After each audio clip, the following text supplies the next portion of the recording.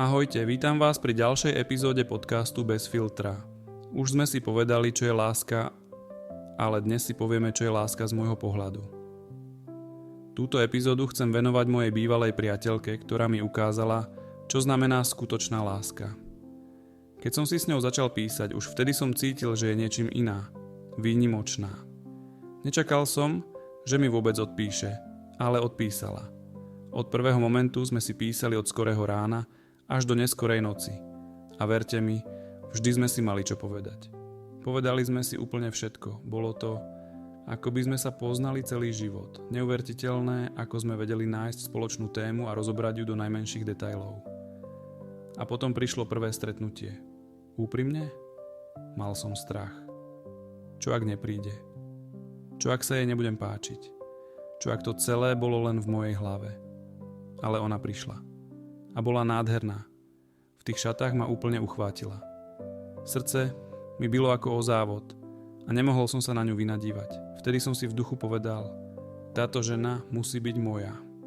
Prechádzali sme sa spolu parkom a ja som cítil motýliky v bruchu. Presne tie motýliky, o ktorých každý hovorí. Stretnutie dopadlo nad očakávania. No nevedel som, ako to cítila ona. Ale keď mi napísala, ako krásne sa cítila, vedel som, že sa musíme stretnúť znova. A znova. A znova.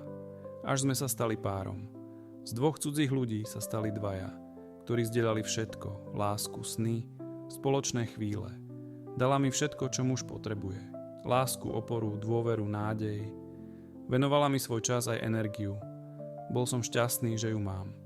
Pamätám si, keď som raz vyšiel von zapáliť si, pozrel som do okna a videl ju, ako leží v našej posteli.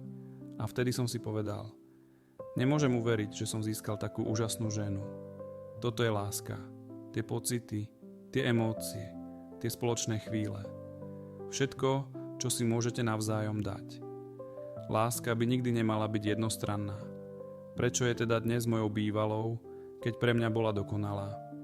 To si možno povieme niekedy na budúce. Chcem vám odkázať len jedno. Za láskou sa netreba ponáhľať. Lásku treba tvoriť a budovať. Nielen počas písania si alebo prvého stretnutia, ale celý život. Občas sa stane, že to nevyjde. Ale život ide ďalej. A možno práve vtedy, keď to najmenej čakáš, príde nová láska. Ak sa vám tento diel páči, budem rád za odber, aby vám neušla ďalšia epizóda.